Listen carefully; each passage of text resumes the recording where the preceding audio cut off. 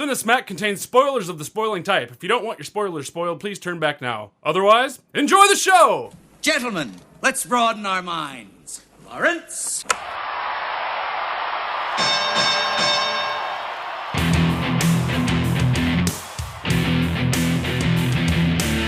Ladies and gentlemen!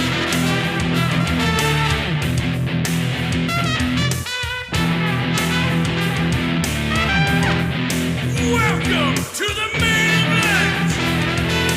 This is Cinesmack! And the winner is...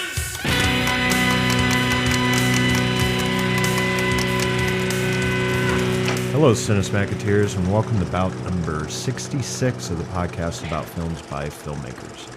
I am your host, Mike Keeler. Joining me tonight is our panel of award-winning judges. The first usual suspect is filmmaker and owner of Cheshire Moon Films, Mr. Tom Haggis. Yo, Joe. Yo, Joe. That's what they say for everything. That's right. Have a good bowel movement. Yo, Joe. Second, filmmaker and owner of One Genome Short Productions, Mr. Gabriel Rowald. Roll out. No. Gotta get the other one in there, Yeah, right? there you go. Yep. And third, our guest judge for this bout, owner of Wallace Media Productions and editing wizard, Mr. Chris Wallace. Ba weep grana, weep ninny bong. Thank you, Chris. Thank you. I couldn't do it. That was a good one. Yeah, I never really quite figured out what they were saying. Yeah. But you got it. You got the universal greeting down. That's It right. is down. And actually, that universal greeting showed up in another film at some point, and I can't remember what it is, so I won't even talk about it. Like not related to... Yeah, not related to Transformers. Yeah, it came in, and I was like, wait, and I had to rewind it and watch it again. So yeah, this is like nostalgia overload, considering most of us are children of the 80s, at least growing up around that time. And let's poke the monkey. Ladies and gentlemen, bots and commandos, welcome to the main event! Tonight, it's an epic 80s throwdown as the real American heroes face off against the robots in disguise to see who will fall and who is more than meets the eye. In the first corner, from 1987, directed by Don Jarwich, starring Don Johnson, Burgess Meredith, and Michael Bell. G.I. Joe, the movie! In the second corner, from 1986, directed by Nelson Sheehan, starring Orson Welles, Robert Stack, and Leonard Nimoy. The Transformers, the movie!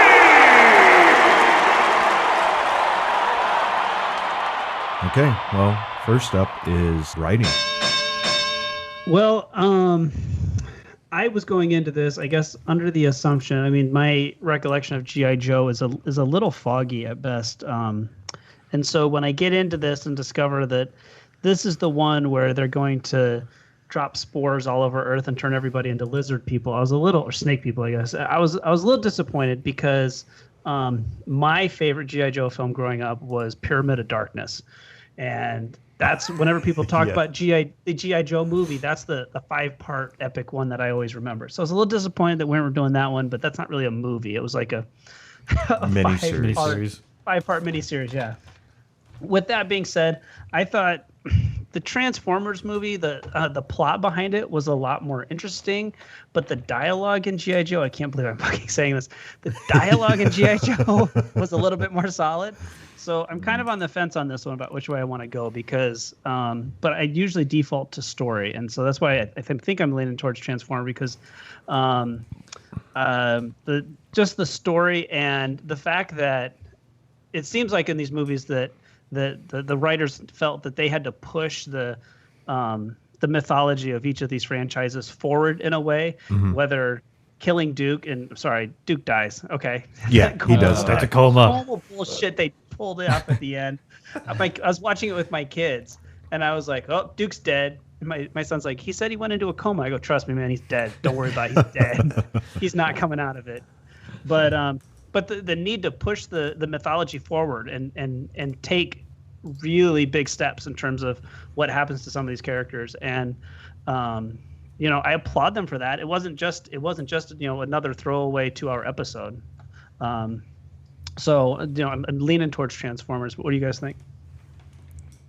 Yeah, I kind of felt the same way as far as the dialogue was concerned. I was actually happily surprised with the dialogue in G.I. Joe. I was like, wow, they're using words that kids might struggle with in here, and but I appreciated it. I was like, they're not dumbing it down, and I appreciated that. But again, like you said, I think the story overall might have been a little bit stronger for Transformers. I'm on the fence as well. I haven't decided for sure, but I was really impressed with the dialogue in G.I. Joe. Yeah, well, I had to watch G.I. Joe again today. I can go memory for Transformers, but G.I. Joe I was still a little foggy on, so I was able to sit down and catch it today. And I do like some of the dialogue, but still, like Transformers for me, the dialogue was a little bit better just because the story was better. And apparently, One shall stand, one shall fall. apparently, the opening for G.I. Joe the movie was supposed to be the original ending in the first draft. So they were actually supposed to have a big battle at the Statue of Liberty, and then they came in and changed it all around. And it's funny you bring that up, Tom, about Duke. Duke was originally supposed to die. In the script, he was going to die. But both of these films were being produced at the same time, but Transformers came out first.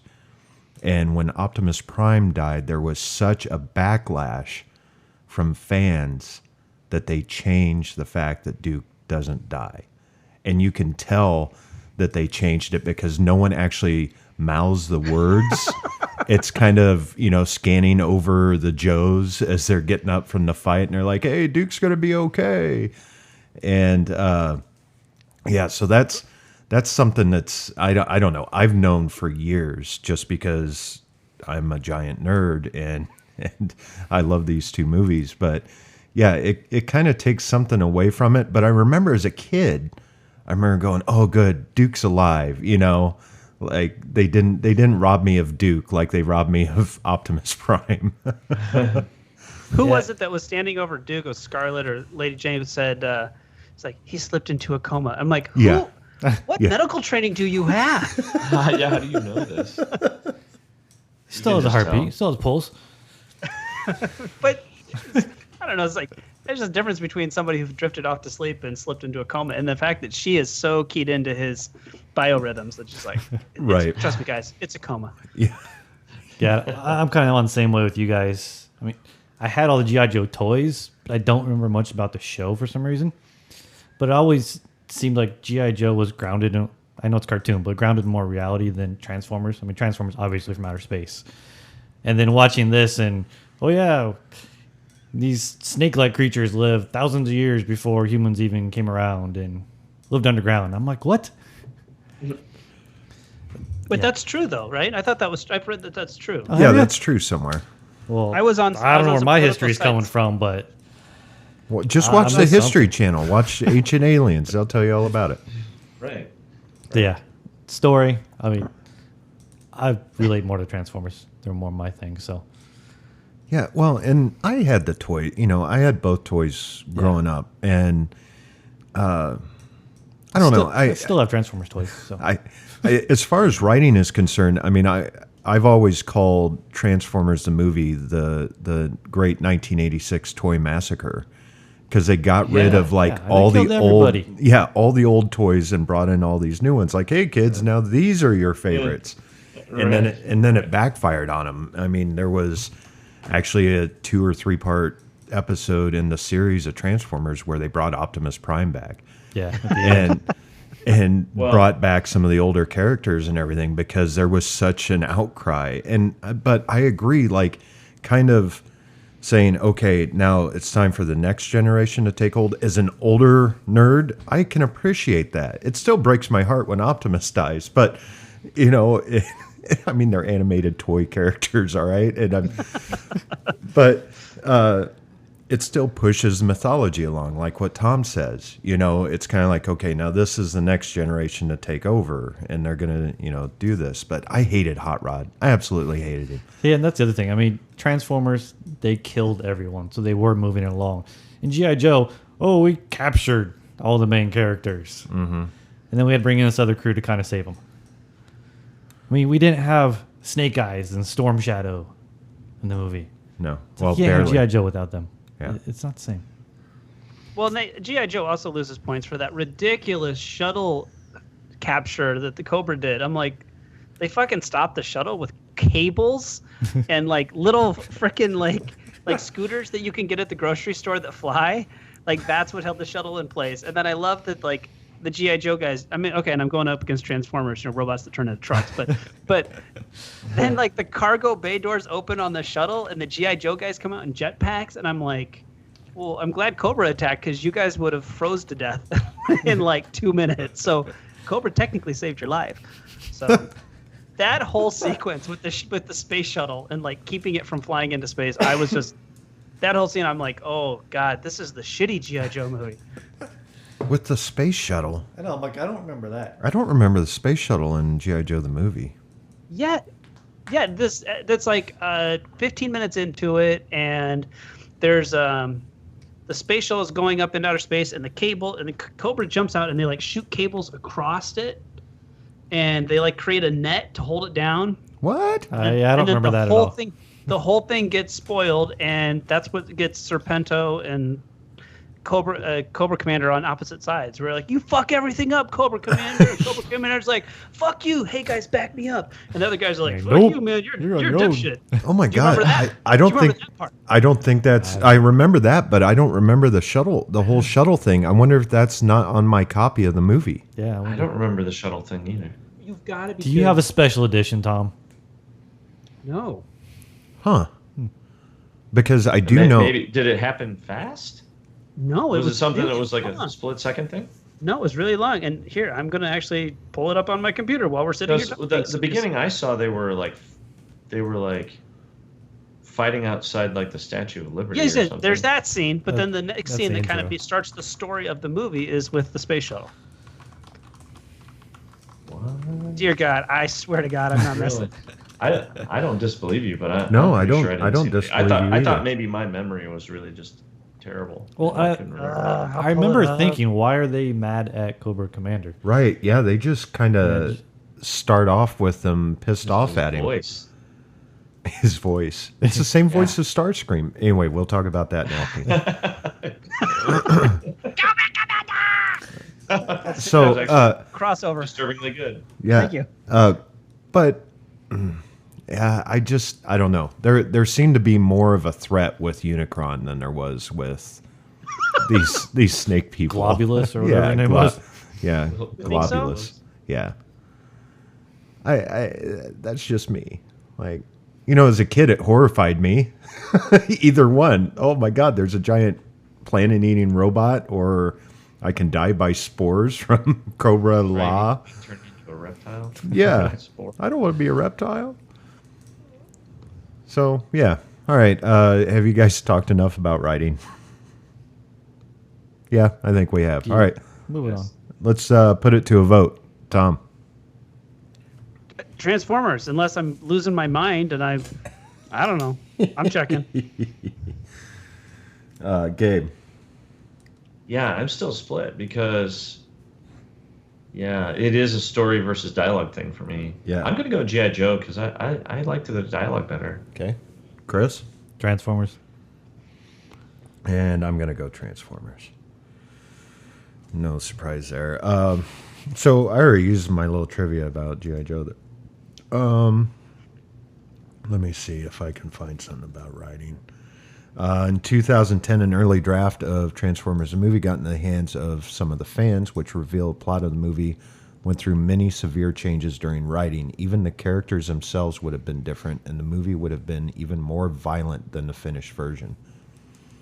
And I know what I was going to bring up. Just real quick, in the writing, did you watch the copy where there's actually cursing in it? Yeah. Transformers? Yeah. Yeah, mine has cursing in it. My kids love that. There was only one time I noticed it, though, where the guy said, "Oh shit." Well, there's "oh shit" on the moon, and then there's "open, damn it, open" that Ultra Magnus says. Oh, really? Yeah. I guess I don't know. Maybe I'm so desensitized that "damn it" doesn't seem like cursing to me. Right. Well, I mean, but I was surprised when I heard the word "shit." It sticks in my head because, you know, as a young kid watching it, I was like, oh, there's cursing at Transformers. And but they did a re-release of it on VHS, and I had the special edition on VHS. They took the cursing out. Yes, they did. Oh shit! Yeah, that's right. Yep. All right. I remember sitting in the movie theater. I was one of the 6 people that actually saw it in the movie theater that Same weekend. here. And great, we only need to find 4 more. But I remember that happening in the movie and going, "Oh my gosh, this is the best movie of all time." And then like Grimlock kicked butt. I'm like, "Oh my god, Grimlock says butt!" Yeah. And that was the highlight. I ran home and told my big brother, "Dude, they said shit and butt. Oh my god." It's true. The age of Aquarius is upon us. So. And I remember watching G.I. Joe the movie. It wasn't in theaters, but I remember WGN aired it for the first time on TV. And that was like a huge night in my house. I was counting down the days and hours and minutes. And then we watched Did they ruin it. it with commercial breaks? There were limited commercial breaks, if I remember right. So they actually didn't put as many commercials in it, which was kind of nice. So, all right, let's move on to acting. Well, I think both of these really had a lot of good voice talent. But both movies had, you know, well-known actors playing some of these characters. So I think they're both pretty strong in that respect, at least, you know, from the voice talent standpoint. Yeah, and like I said before, I think this maybe falls in the acting category. You know, Cobra Commander, or what's his name? The annoying voice, Cobra. Yeah, The Cobra Commander. Cobra Commander. Cobra Commander. Yeah, what's his boss's name? The main. Globulus. No, the snake. Serpentor. Oh, Serpentor, yeah. Serpentor. Sorry. Yeah. Come on, Gabe. I have to admit I'm a little bit older than you guys, probably most of you. I don't know how old all of you are, but so this was maybe a little bit after my time, a little bit. So I liked these things, but I wasn't like huge into it like you guys were. So you'll have to forgive me a little bit. But yeah, I didn't. I found that voice and Starscream, which was kind of interesting that it was the same person.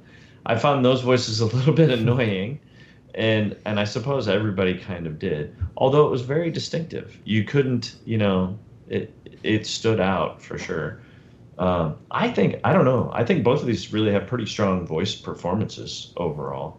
I don't know. What are your guys' thoughts? Well, I'm just going to start off, and I'm going to list who's who and what's what. So you have all the regular voice talents for the showrunners, the ones who always do the voices in the TV shows or in the cartoons.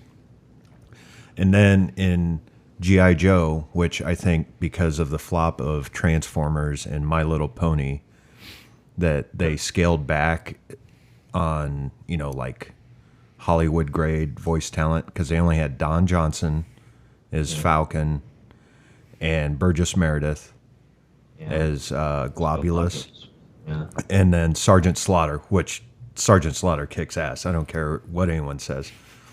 And Transformers, you've got Unsolved Mysteries, you've got Citizen Kane, you've got Breakfast. Is he in Breakfast Club? Yes. Breakfast Club. Judd Nelson. Yeah. You've got Star Trek. Star Trek, Monty Python, That was, Micro Machines. Yeah. oh yeah, was it that guy that did those commercials? Yeah. That talked It was, really yeah. fast? Yeah, he was Blur. And it's just like, look, Casey Kasem, which he always Oh, yeah. did the voice of Cliff Jumper, but I mean, he's in it, and it's crazy. But Was and anybody Lionel else- Stander, let's not forget Lionel Stander, Heart to Heart, is the voice of Cup. And Frank Welker, and who's always done Megatron's voice, Except for the movies. except for the movies, but the last movie Hopefully they'll bring it back. he was actually voicing him. Peter Cullen, who's always been Prime's voice. Those guys are also in G.I. Joe the movie doing voices. Oh, really? Yeah, like they share a lot. Like Jack Angle, Norman Alden, like there's a lot of crossover between them. So the voice talent there, I mean, now they're considered legends, especially Peter Cullen, because he is the voice of Optimus Prime. And Yeah, for Eeyore. sure. And Eeyore. And Eeyore, that's right. He does. He did I should have done my Eeyore research, but yeah, that's for cool. 40 years, yeah. Yeah, that's right. So, I love Robert Stack's voice, and he being Ultra Magnus, Ultra Magnus became my favorite character in the film just because he was voiced by Robert Stack. So, See, and I can't get away from Airplane, so every time I hear his voice. Yeah. and I love Lionel Stander is like they did such a great job picking out the voices for the film. Like they just fit the characters, and Well, yeah. I mean, it's an amazing amount of talent. For yeah. that. And I don't think a lot of voice actors get the recognition they should because, you're talking a talent where no one ever sees your face, but they've probably heard your voice thousands of times, Right. at least. Only you're not acting with anyone half the time either. Well, that's true as Sometimes well. It's even more difficult. That's true as well. But I've read that a lot of times they would bring in a lot of the cast and they would actually Together. read together so they could work off of each other. But like Orson Welles, they actually had to record him while he was in bed because this was his last film. Yep. And they were worried that it wasn't going to come across very well. So they actually, gave him more of that metallic voice because he was slowed down anyway. They're like, okay, well, let's kind of work with it. And they added some effects to it to make it work. Was anybody else a little bit disappointed with what they did with Eric Idle's voice? Yes. Because when I saw his name come up in the credits, I was like, oh, this could be fun, And then he showed up, his character showed up, and I could barely understand him half the time. Rekgar? Yeah. Yeah. And it just, they did something with it. They modulated it somehow that made it difficult to understand what he was even saying. Yeah, And I'm like, he's I don't right. think you need to do that to him. You just let him go. Well, He's he's British, so it's kind of hard to hear anyway. Yeah. I mean, yeah. Well, he was and then you Spock. add He the was speaking effects all on in. top of that. Yeah, I mean, he was speaking all in TV slang too. And Yeah. some of what he was saying was even just kind of understand. And I love that character. I love was Rekgar. awesome. Like it.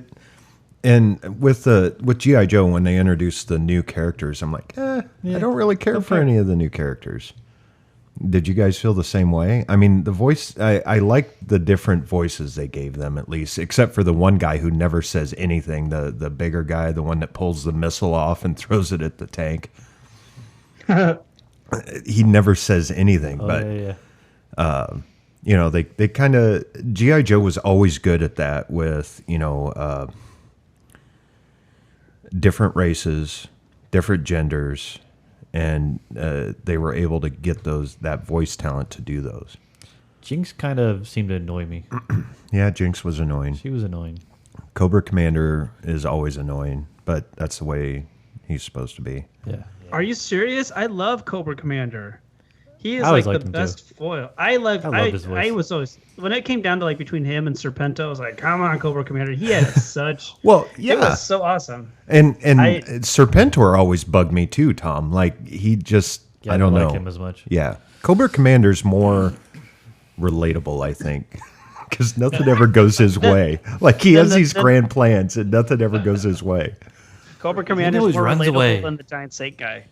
Retreat, retreat. By the way, the guy who does Starscream and Cobra Commander. Cobra Commander's voice is Chris Latta. Latta. Just so you guys know. Sorry. Oh, I could go for a latte right now. Latta. This podcast is a lot of fun. Okay. So real quick. So I watched the G.I. Joe movie for this, and then I was all pissed off because it sucked so bad. And then I went and I watched Pyramid of Darkness, and the scene with the space shuttle is at the beginning of Pyramid of Darkness. Okay. So Okay. All right. I apologize. I messed Thank up. you. I am really not going to feel bad about mixing up some G.I. Joe shit from 30 years ago. I'm going to actually wear it as a badge of pride. So Hold on. Dear Cinesmac, Tom has... you guys got to mix up. I'm making fun of our listeners now. Yes, Thanks. you are. Okay. Sorry, Mom. Sorry. All right. Well, you guys want to talk anything else about voice acting? I think you pretty much covered it when you went down the list. Orson Welles, Leonard Nimoy. Robert Stack, Lionel Stander, Judd Give Nelson. us a chance to talk. Yeah, sorry. I just get excited when I'm talking about the voice talent in Transformers. So, all right, let's go ahead and vote. Gabe. Wow, yeah, I gotta give it to Transformers for that voice talent. This is crazy. Chris. Yeah, Transformers easily. Well, and you already know how I'm going to vote. Tom.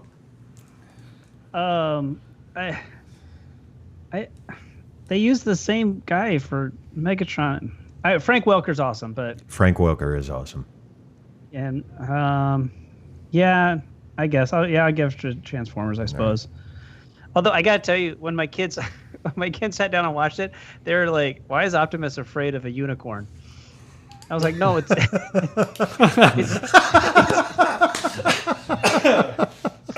Unicron." And they're like, "Really, Unicron? Like that's one letter away from a unicorn." And they were like, and then they saw like at the beginning where he eats the first planet. And like, "Oh, okay, well, I'd be scared of that too."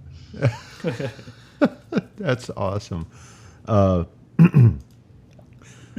Let's see. Megatron, a.k.a. Frank Welker, is transformed into Galvatron, who's voiced by Leonard Nimoy. In the television seasons that followed, Welker took over the role of Galvatron.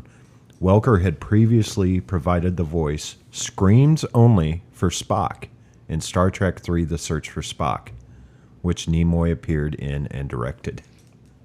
Cool. You mean they didn't get Nimoy to do the rest of the series? Yeah, no. Let's see. There's not really... Oh, here we go. Burgess Meredith, Globulus, is best known for playing Rocky Balboa's trainer, Mickey, in the Rocky film series. Hasbro had intended to release a Rocky Balboa figure as a G.I. Joe trainer in 1987. But the deal fell through. The figure was given a different head and released as Big Boa, the Cobra trainer, the same year. Meredith also starred in The Last Chase with Lee Majors, who voiced General Hollingsworth, a.k.a. Hawk, in G.I. Joe Retaliation, if you guys ever watched that live-action G.I. Joe movie. So, yeah, there's not a lot of stuff on the voice acting for G.I. Joe. Did you get that piece of trivia that since Frank Welker just does voice acting, he hasn't worn pants in 35 years? No, I did not see that. Sounds like a sweet gig, man. That is a sweet gig. I can only go pantsless during our podcast, so. Yeah, Chris is a little mortified right now. I go pantsless as well. All right, let's Used to move. that though. Let's move on to directing. I don't even know where to begin. Two directors I have never heard of before. You've watched a lot of their stuff, though. Oh, have I? Yeah. I don't know. That's really it good. pretty much comes down to story and, like you guys are saying, G.I. Joe kind of had better dialogue and stuff. So I mean, some of that directing was good, but I think overall the story of Transformers was better. Which a lot of it comes from, especially with animation, I think comes from directing and laying it out and, you know, just getting the story to flow better. Yeah. So what how have much? these guys directed? Because I was looking up the guy who did Transformers, and I saw like 7 things he's directed. Yeah, he's done a lot of producing as well. This guy for Transformers has done Simpsons, The Oblongs, Dungeons and Dragons, that, the original like animated show from '83, Spider-Man and His Amazing Friends, The Incredible Hulk, G.I. Joe. Those are all producer. Yeah, roles, Spider-Man, Fantastic Four. Like, he goes way back to the 70s. Actually, 69 was his first gig on here. It's as an animator. So he kind of worked his way up to directing animated he knows his films. animation stuff, yeah. And I think for a movie like this, that's what it takes. I mean, especially watching like G.I. Joe, the animation is incredible in there. Oh, yeah, in both films. At G.I. Joe, I mean, you're dealing with a lot of humans, and it's very realistic. I mean, if you're going kind of more towards the animation, well, okay, Globulus and... Then you're like, there was a long silence, and people were like, define realistic. Because the guy turning into the snake, not so much. Not so much. No, I know what you yeah. mean, though, because humans are a lot harder than, robots. Yeah, exactly. So, I mean, you could actually picture yourself being there more. When it comes to animation, a lot of times in this category we'll talk about things like cinematography, Right. Yeah. and those kinds of things, which, in a certain sense are under the director's control, but not necessarily always directly. And I think that's especially true with animation. So how much control do you think that the director actually has over how the animation turns out? I think he has to okay everything, honestly. But, I mean, once again, I think directing an animation is more or less directing the voice actors. Sure. But I think he would have a say-so in the storyboards, in how, at what angle we're supposed to be looking at certain characters, like what they can do, essentially. Like in G.I. Joe, I really like that shot when the lizard ninja lady, whatever her name was, when she was getting into the Cobra base, and they did that like side profile, and they were following her as the doors were closing. I thought that was kind of cool. And it looked like they did it all hand-drawn animation, that there wasn't any computers used for that. Yeah, I don't think there were back then. No. Yeah, probably not then. And I thought that was pretty slick. And I mean, as far as directing, it would be like, okay, well, let's storyboard this fight. Okay, so we got to have this, we got to have that, we got to have this. Yeah, I mean, I think they would do the different angles and setups and stuff. Yeah. I mean, and one of the things I don't like about animation a lot is, you kind of have that background mat that you can always tell it's got so much detail and everything, like a bookshelf. But then there's like 3 books on there that don't have as much detail, and that they're going to grab those 3 books. Oh yeah, or they're highlighted. Yeah, they're a little more. They pop out just a little bit more. Yeah, and you didn't see this really like in either of these films. No, I thought the detail in a lot. I mean, the opening sequence for G.I. Joe the movie is just great piece of artwork, in my opinion.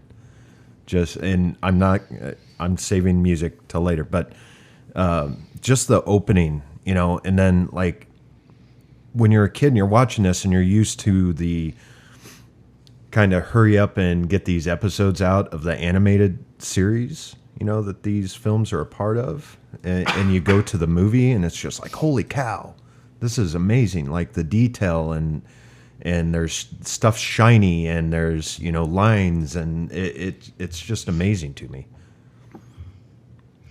I see. For me, I felt like there's kind of an anime sense to the Transformers stuff. That really kind of takes me out of the physical world. And I don't know if this is what Chris was referring to, but it seemed very Speed Racer-y for me. Almost heavy metal. Yeah, like heavy metal. And the thing that I kind of stuck to when I was looking at direction were the fight scenes, and even the Transformer movies that come out now, especially the first two that they did, Michael Bay ones. Like the fight scenes just give me a fucking headache. I have no idea what's going on. It's hard to follow. They are hard to follow. I could have somebody with a giant ball of aluminum foil spinning it in front of my head and be like, "Go Optimus Prime." So That's why they had but the color G.I. in the cartoon. well, yeah, but the G.I. Joe fight scenes were a lot easier to follow. God, I sound like an old man, don't I? That's funny because I felt the exact opposite. Like I never Really? knew what was happening in GI Joe, but I could follow the Transformers ones without any problem. Well, you could always tell the difference though from the laser color. Like the Cobras had blue and the Joes had red. Holy shit! Were they not the worst shots? Like, Worst shots ever. Yeah, God. they're just like This is supposed to be stormtroopers. Come about on. war, and like no one gets hit. Yeah, they were like training to be stormtroopers, but the stormtroopers watch the GI Joe movie and go, "God, these guys suck." Well, and we should take on Cobra Commander. We kick his ass. and that's one of the reasons why they changed. They were actually going to kill Duke off is because a lot of people were always saying, well, planes get shot out of the sky, people, their tanks blow up and no one ever dies. They always parachute or jump out. So they were going to add more violence, where people actually died from being hit, and then Transformers happened and there was such a backlash that they changed a lot of that. But And of course, Duke gets taken out by a wooden snake. So well, not way to really lean towards wooden. the realism of war. Okay, hypnotized snake. Yeah, whatever. there you go. The Way to stick Moses to the snake. Reality war. Yeah, yeah. So, Osama bin Laden went down the same way. Did you just compare Osama to Duke? No, I didn't compare them. I compared their deaths. Okay. Their deaths, yes. Yes. Yeah. There's a SEAL Team difference there. 6 went in with a bunch of wooden snakes. I don't know if you guys seen Zero Dark 30, but it's all about snakes. So it's Snakes on a Plane sequel. Snakes in the That desert. was actually Osama bin Laden's last line. I'm sick of these motherfucking snakes in my motherfucking hut.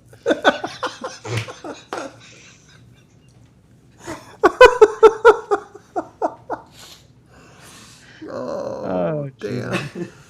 All right. I think we've hit everything, unless you guys have anything else, because we're starting to talk about movies that don't exist. All right. Let's go ahead and vote. Chris. This one's actually kind of tough. What? It's Well, easy. I like Transformers better.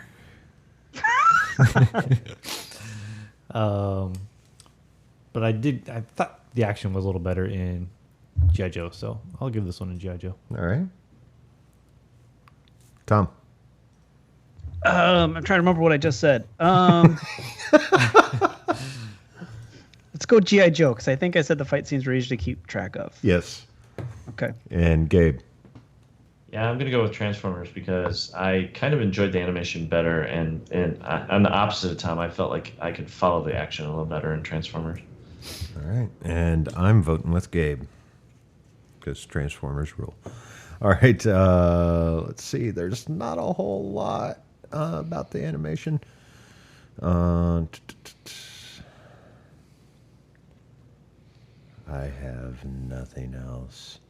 Oh, Unicron's original name in early drafts was Ingester. While Unicron's planet form would have been an actual planet, Ingester was to be a mysterious being in control of the planet, which upon transforming into a robot would have had many organic-looking features in the final script. That's one thing I wanted to bring up.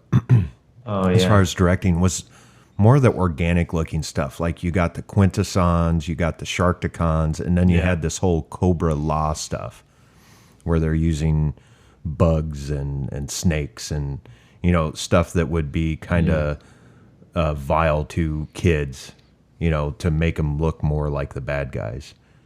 Did any of that bother you guys at all? Well, I made a note about they go to this planet in like the shuttle thing that looks like a big worm like thing, and they disembark the shuttle and it looks like a sphincter to me, like coming out of its butthole. It does. I'm like, that's kind of maybe too detailed. And then that big airship, when they pull it and it makes that scream, the cave that looks like a vagina with teeth opens up. And Yeah. I was like, oh, you can't have a movie without a cave that looks like a vagina. All right, let's move on to overall. I want to talk about music. Music. All right. G.I. Joe, I love the opening theme. In fact, while we were sitting here waiting for you guys to get on, Chris and I watched the opening to G.I. Joe the movie again. I love that song. I don't know why. I just love it. And but most of the rest of the music is pretty much used from the TV show. There were a lot of reused tracks, and in fact, I think during one of the fight scenes, they actually used a track from Transformers the movie, and Really? that takes me to Transformers the movie. What's that? Yeah, I think maybe I picked that up like subconsciously because Yeah. there was some point where I was like, I know this song. Yeah, it was during one of the fight scenes. I think in the snow, if I remember right. Really? When Cobra's trying to shut down BET because they don't like black entertainment television. Oh my God! I completely forgot to make the BET. So that was awesome. yeah, it was. I kept laughing every time they said it. Yeah. I was just thinking of all these people like, what's wrong with BET? Was BET around back then? I don't know. I don't know if it was. So Transformers the movie, the music is absolutely incredible. Like the opening credit, theme song by Lion to Dare to Be Stupid. Yeah, like you got Weird Al. in there. Weird Al. That was weird. That kind of stood out. And Vince DiCola, who did, like all the 80s electronica music, scored this whole film. And I have the soundtrack, and I love it. And the best one is the Autobot Decepticon battle when they're fighting in the city.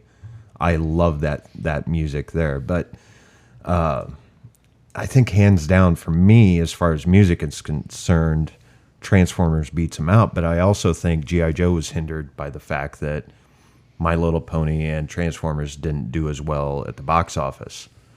So they had to scale back on the music they were going to use. But G.I. Joe does have one really awesome opening music scene. So, yeah, that's my take. Go ahead, guys. The music in both these movies sucks ass. What? I'm sorry, dude.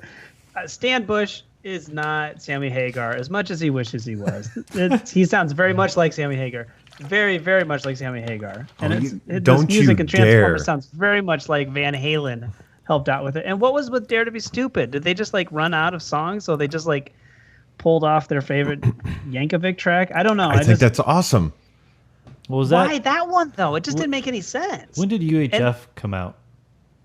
UHF came out. 87, It come out around I time? thought. Yeah, I think it came around exact that same I was kind time. of wonder if there was some kind of cross stuff. 89. There. No, not till 89. Yep. 89 UHF. So Yep. Because he did all that. Because Retgart was all about watching TV and stuff. So I wonder if Yeah. it kind of played in with that, but maybe not. sorry, and the G.I. Joe theme at the beginning of that movie, it was just like, okay, we need the G.I. Joe theme, but we need it longer and louder. And I was like, loved all right, it. well, let me drink 6 beers and see what I can come up with. G.I. Joe's there! G.I. Joe! Yo, Joe! Yo, Joe! G.I. Joe! Like, okay, guys, I'm going to bed. You could hear him at the end of the song say that. So, I don't... I hope you can I'm not see this, judging- Tom. I'm doing it as hard as I can. You flipped me off? No, not at all. Never. Are you shaking my Never. fist like Megatron? Yes, I am. Shaking your fist in the sky? I'm not judging this last category based on music, but I found the music in both these movies to be aggravating and insulting to the hair metal that I grew up with in the 80s. So, I mean, why couldn't they just get Van Halen to produce some songs for them? Money. Yeah, money's probably a good reason. Ah, for it. come on. They did a song for Twister for crying out loud. Well, yeah, that was in their decline. This is like you're talking 84 or 86 when they're in their prime. They were going through that whole transition thing with lead singers and everything, so it was a rough time. But You could tell that they wanted a Van Halen song in there. You got the touch. Just. You got the power. You got the power. Like, all right. I don't know. I didn't care for the movie. You know it remarkably well for not liking it very much. Because my children ran around the house singing Singing that over and and Dare to Be Stupid. They ran around singing Dare to Be Stupid for 5 days after we watched this. I know what I'm buying your children for Christmas. Which admits that Transformers had better music. Yep, there you go. That it stuck in the head of a 5-year-old? Exactly. Thank you very much for They that. remembered it. And finally, my wife cornered me and she goes, "Why are they singing Dare to Be Stupid?" And that's the only line from the entire song they know. They were just going around the house going, "Dare to be stupid, dare to be stupid." And Lisa's like, "Why are they singing that?" I'm like, "Well, we watched Transformers movie today, so." Way off topic. Anyway, so overall, what do you guys think? Hey, by the way, The Touch, the song playing during the montage, is also one of Dirk Diggler's singles from Boogie Nights. Nice. There you go. He was played by Mark Wahlberg, who later played in Transformers: Age of Yes, he Extinction. does. Wow, it's all Unfortunately. it's all under- Oh my God, it's all connected. It They're is. controlled by the government. Yeah. Chemtrails. That's all it is. Gabe, you got anything to say? Overall, well, yeah, I guess I don't know.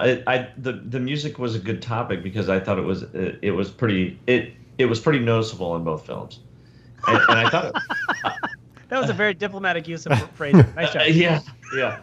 And I did think it was pretty interesting how they went very kind of hair metal kind of with throughout Transformers. And sometimes I felt like, sometimes I'm like, oh, this is kind of cool, this works. And other times I felt like it was, the image and the music didn't really go together.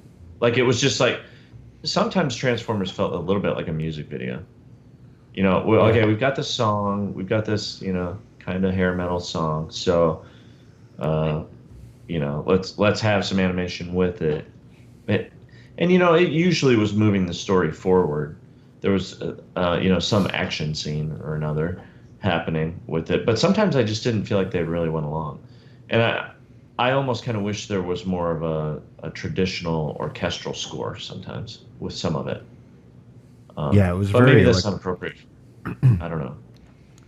Well, there was some yeah. orchestrated stuff in G.I. Joe, at least. But I mean, that's, like I said, tracks from the series. Yeah, Right, the TV show. I mean, Transformers was definitely a lot more rock, and Yeah. I remember Yeah, the for music sure. from Transformers, but I mean, even having just watched G.I. Joe the other day, I'm like, I don't really remember specific music being in G.I. Joe other than the opening sequence. Right. So, I mean, Transformers And is then- more of a lasting memory. Did anyone feel like at times Transformers was kind of like just a bunch of action sequences, kind of like stitched together with a little bit of exposition, A little bit. because there were certain times when it was just like, okay, they're playing that music and then there's some action scene going on, Right. and then we just wait for that to be over and then we get a little more story, Yep. a little bit. I don't know. I guess maybe it was an early attempt at something like, Mad Max Fury Road, where it's like, we're going to see how much action can we pack into this movie. Well, and I just lost my train of thought. There. In It went G.I. out the Joe, window. every 5 minutes, Yo, Joe! JoJo, yeah. We addressed that in writing. Got really annoying. I love the part when what's his name, douchebag. When Duke gets taken down. Oh. And he's crying and looking at the camera and he goes, and I'm like, don't fucking say it, man, don't. And he's like, Yo, Joe. I'm like, dude, they say Yo Joe for everything. They do. Like, Way too many times. I'm Yo, going to Joe! start saying that Oh. for everything now. Scarlett's out of toilet paper. She said, Yo Joe.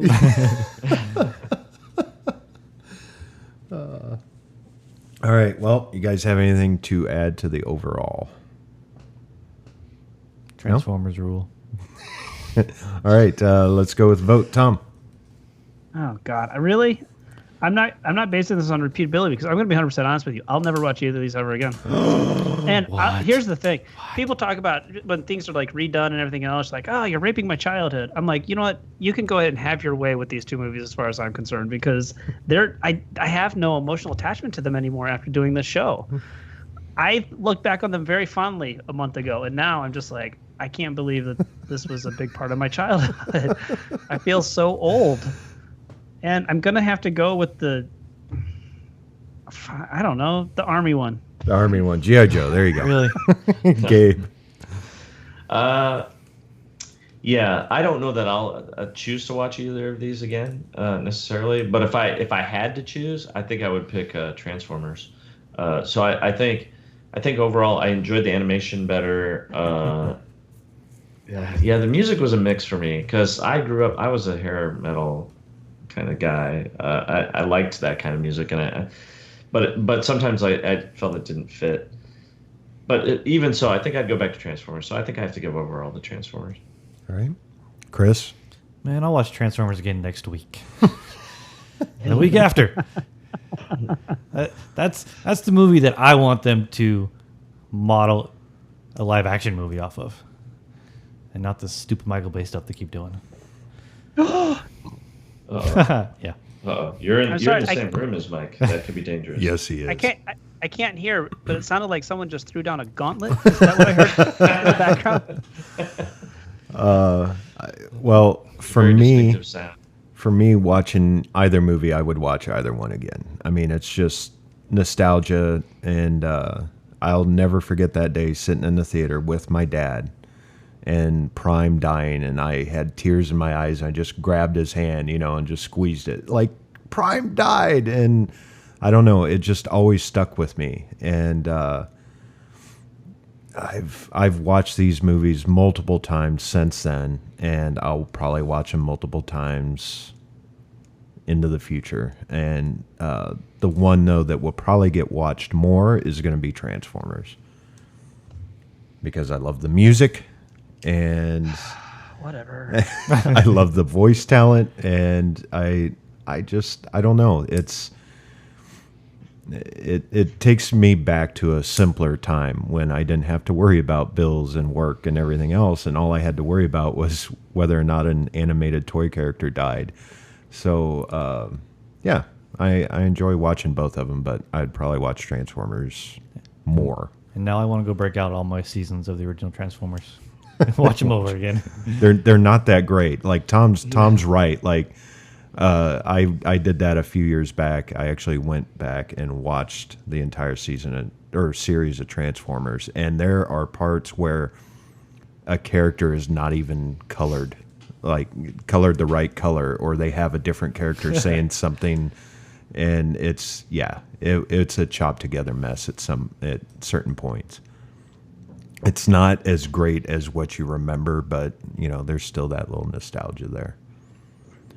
I wanted to ask if you guys noticed that in G.I. Joe especially, that there were a lot of kind of sound effects that sounded like they came right out of Star Wars. Yeah, I noticed that too. Yeah. Yeah, there were definitely like lightsaber sounds, and even maybe like a TIE fighter. Oh, yeah, absolutely. Yep. Yeah, and I felt like, wow, Star Wars really kind of had an impact on both of these movies. I kind of felt the same a little bit in Transformers too, but not as much as G.I. Joe. At G.I. Joe, it's almost like they lifted those sounds and used them exactly as they were from Star Wars. And I believe there are Wilhelm screams in both of them, if I remember correctly. They have to be, right? Yeah, but I mean, even robots scream like that. I do like the different uses of some of the sound effects. So, like, the technology sound effects, it's always going to be, to me, that's what a computer should sound like. Even though. And what about the Transformers when they transformed? Because that was always the same sound for. Oh yeah. Yep. And Always. sometimes at first, when it first started, one of them is running, and then transforms, but you can't see it. You just hear it. Mm-hmm. He like goes behind a wall. Yeah. And then you just hear it, and then all of a sudden out the other side comes like I don't know what it was, a bus or something. It was right at the beginning. And I'm like, oh man, they're gonna cop out on this whole transforming thing. They're not gonna show it. That we're just gonna hear that sound. We're just gonna hear it. And then just realize that they transformed, but we're never gonna actually see it happen, because that shit would be complicated to animate. You know? Oh, I thought they But did a pretty good fortunately, job. they redeemed themselves a little bit later Yeah. because we did actually see some of them kind of transform. Like the cool one when Hot Rod and Daniel, when they're running Oh yeah. and he throws him in the car, he transforms Yeah. and throws him Yeah, in. yeah. I thought that was pretty cool. All right. Let's move on to our recommendations for this month, and we will start off. What? Yeah, we voted that round. Yeah. Okay, sorry. I'm losing it. We'll start off with Grumpy Gus, Mr. Tom Haggis. All right, so I was gonna recommend DuckTales. Okay, because I went back and watched it, and it still holds up pretty well. To be I honest with you, love DuckTales, dude. DuckTales is fantastic. However, I actually want to recommend a different form of nostalgia, and that is a new show that takes you back to your childhood. And yeah, it's a TV show. Sorry if did I take someone else's? Oh, go ahead. So the new Netflix show, Stranger Things. It's so good. Yeah. It's so good. So good. It's so good, and it's loaded with so many fun references to the 70s and 80s and science fiction and horror Yes. films, and it's so well done. And I got 2 episodes in, and I had a crisis moment where I thought I was getting into a show like Lost, where it's just going to take us further and further down the rabbit hole without providing any real answers. Oh, It doesn't do that at all. No. You get to the end of 8 episodes, and there's a really nice conclusion, a little tease for next season without giving anything away. And it is that warm, yummy, and J.J. Abrams, Steven Spielberg nostalgia that I felt when I watched Super 8 for the first time. And I absolutely loved it. And it was thrilling and scary, and I couldn't stop watching it. And I was disappointed there's only 8 episodes, but I would definitely recommend Stranger Things because it's a way to look back on your childhood and not feel bad about it. That is such a good pick. Absolutely a great pick, Tom. I just watched it this past weekend because Amanda was out of town. I'm like, Stranger Things marathon. I love the opening music, the opening credits. Like everything in that show is a nostalgia overload. You know, Yeah. from growing up in that during that time. And there's a great short on YouTube right now about how they did the opening credit scenes or yeah? the Yeah, I opening watched title that too. sequence. It's amazing how much references are in that Yeah. from old movies and TV shows and everything. And they actually did a scan of old, I forget the year, but 1980s ish film, so they could get the right film grain on the show. It's And amazing. What's really cool about it is that we're hitting this point now where those of us who grew up with Steven Spielberg are getting permission and budgets to say I grew up on Spielberg and Stephen King. I'm going to show you what I can do. And this is what the Duffer Brothers did with Stranger Things, and it's really exciting what's going to come next. So I'm super stoked about it, and I absolutely love it, and I hope the next season starts like next week. Next year. It'll be a while, I know. Yeah. Gabe.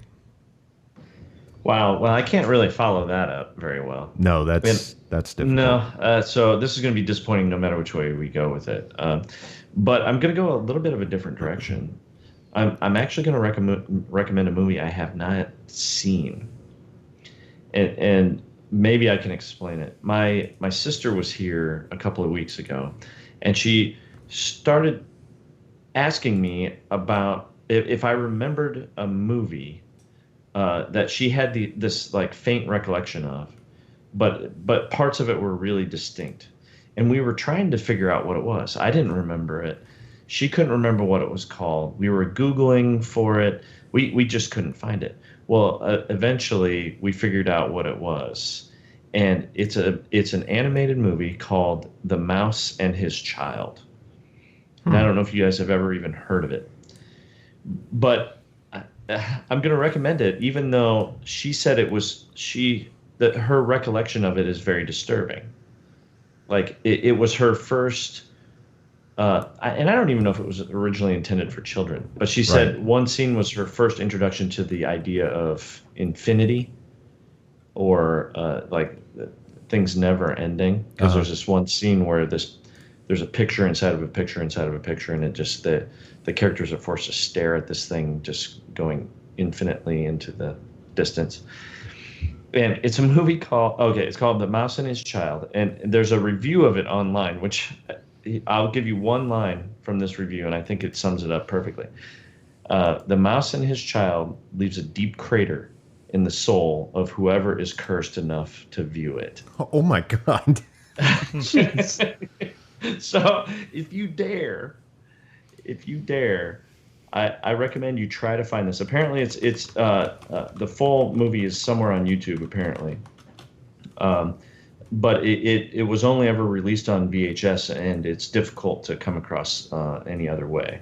So it's a little bit of an unorthodox kind of recommendation, but if anybody chooses to watch it, I would like to hear what they have to say.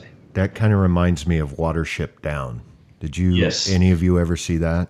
Yeah, and that was another one I thought about recommending. That scarred me as a kid. Like, and I guess they're remaking it. Oh, really? They're I guess they're gonna do computer animated type deal with it. But oh my God, you want to talk about an adult movie disguised as a child's movie? Right. Yeah, it's pretty heavy. True. Yeah, I'd never even heard of that one before. All right, well, thanks, Gabe. Chris? All right. So many movies, shows that I remember from a kid. It's hard to just pick one, but one of my favorite series was Thundercats. I don't know what it was. Oh! I don't even remember that much of it, but it was always one of my favorite TV shows. That and Transformers were probably the two that I watched the most growing up as a kid. So, but if you are a huge Transformers fan, the most series that was like the original Transformers to me was Transformers Prime, which was a fairly recent one. It came out after the first movie. I don't think the second one's out yet, but the original Transformers is always my favorite, but Transformers Prime is probably my second of the series. It has the most, relates most to the original, and gets kind of more into the mythology of the Transformers too, and like the original 13 Primes and stuff. So, All right. Well, thanks, Chris. That's a good one. I think I watched. I've watched a few of those episodes. Mine's gonna be kind of weird, but I used to love it as a kid, and I haven't seen it in probably about 10 years, but I loved it back then too. And it's from 1982, and it's called The Last Unicorn. I have it if you want to borrow it. Do you? Yeah. Yeah, I've got it too. I keep trying to get my kids to watch it, but they're never watching the old stuff. It's so good. Like you got Alan Arkin, Jeff Bridges, Mia Farrow, Angela Lansbury, Christopher Lee. It's packed to the gills with some very good voice talent and acting talent. But the thing that always stuck out to me was the fire bowl. And as a kid, that's all I wanted to watch was like that scene, and then I would be done. But later on, I actually really enjoy the movie. So it's not as dark as Watership Down, or what is it, The Mouse and His Son, Gabe? His child. His child. It's kind of a tale of a fantasy tale, and it's really well done. I would recommend our listeners watch it if they haven't. And I remember Oh, go ahead. Like I say, I remember that creature that drinks the wine, and kind of reminds me of Gollum. Oh yeah, a little bit. Yeah. Chris, are you trying to get your kids to watch that, Chris? Yeah, I've been trying to. They don't ever want to watch.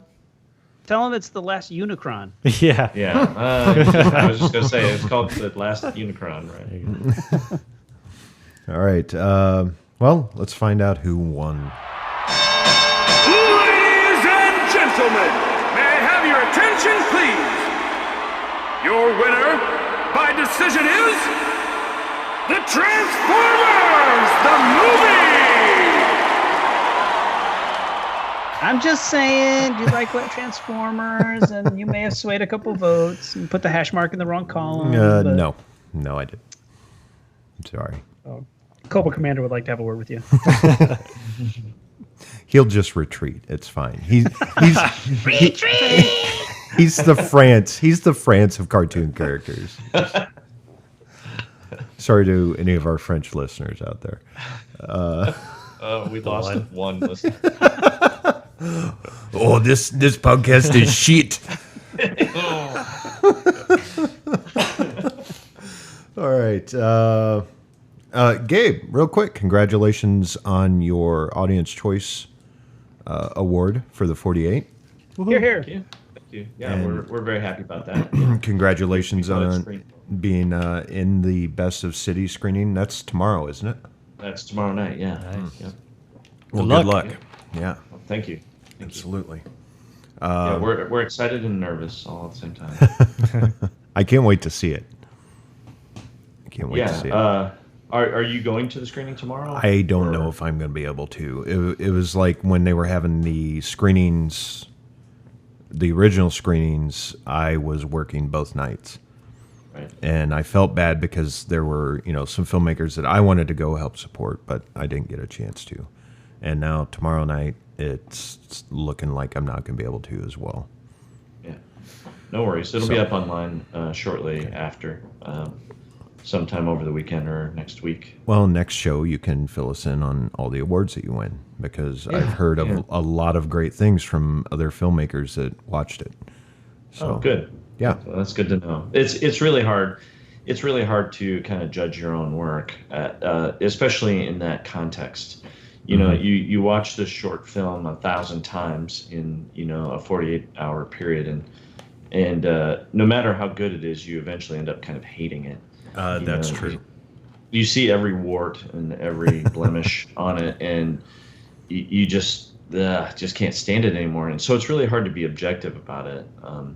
But we were really happy with the screening. We felt like maybe we pushed the envelope a little bit, and people might not get the concept. But at the screening, people seemed to get it, and they laughed at the right places and Good. that kind of stuff. So we were happy. Good. Good. It's really good. Well, good luck tomorrow night. Thank you. Where can people find you, hunt you down, wear your face like a mask? Tom. Facebook, Vimeo, but people can generally find me watching BET and hanging out on Moonbase 3. Which is what I call my new bed I just got, and usually plotting a way to steal Trump Tower. Base 3 watching BET. I still can't believe we didn't talk about that in the writing. And every time they would talk about the BET, they would always say it instead of just saying they're after the BET. They're after the, what was it? Something energy.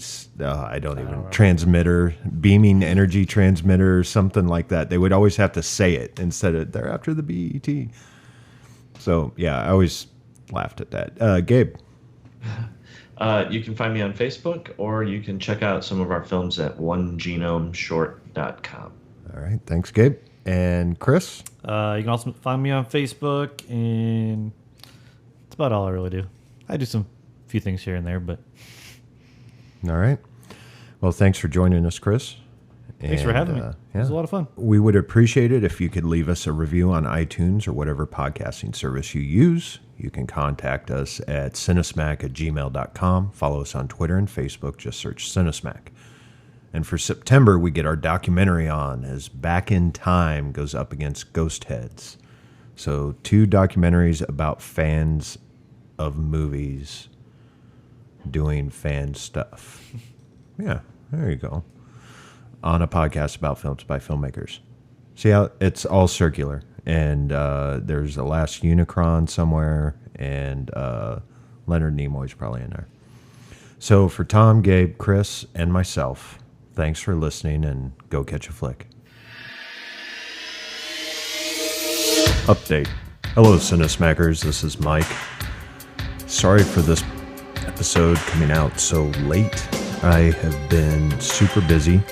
I know that's not a very good excuse, but I wanted to apologize for it's pretty much coming out in September. So September may be a little bit of an issue. The guys and I are trying to figure out a good time to record, and the reason for that is, once again, for my schedule. So if we get it out a little late, I apologize, but we will try and get you a September episode. Also, I wanted you all to know Gabe Rowald and his team One Genome Short won the Des Moines 48-Hour Film Project. We are very proud of Gabe. And if you get a chance, please go to YouTube or go to his webpage and type in One Genome Short on YouTube or www.onegenomes.com and watch their award-winning Best of City film, Paid in Full. That's right, Paid in Full. Just wanted to say again, thank you for listening. Thank you for your patience. And hopefully we will be back on September.